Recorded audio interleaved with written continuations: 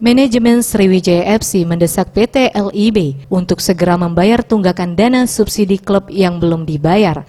Sekretaris PT SOM Faisal Mursyid mengatakan, belum dibayarnya dana subsidi ini membuat kicauan para mantan pemain Sriwijaya FC, agar manajemen dapat melunasi sisa DP kontrak yang belum dilunasi.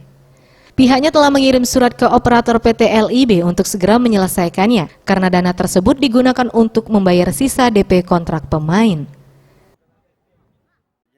Kita kan terakhir kemarin kan sudah mengirim surat ke Sekjen PSSI dan PT Liga terkait dengan gaji dan DP pemain. Jadi kita kemarin sudah mengirim surat untuk diselesaikan, ya silahkan dibayarkan langsung ke pemain yang bersangkutan. Karena dana Sriwijaya FC di Liga itu sudah lebih dari cukup begitu ya, lebih dari cukup untuk menyelesaikan itu.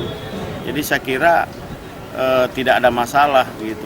Namun sampai sekarang kita menunggu jawaban dari PT Liga bagaimana kelanjutan daripada surat. Dana yang didapatkan oleh Sriwijaya FC sebesar 4,5 miliar rupiah dan tunggakan DP pemain sebesar 2,2 miliar rupiah yang harus dibayar oleh manajemen Sriwijaya FC. Tim Liputan Sriwijaya TV.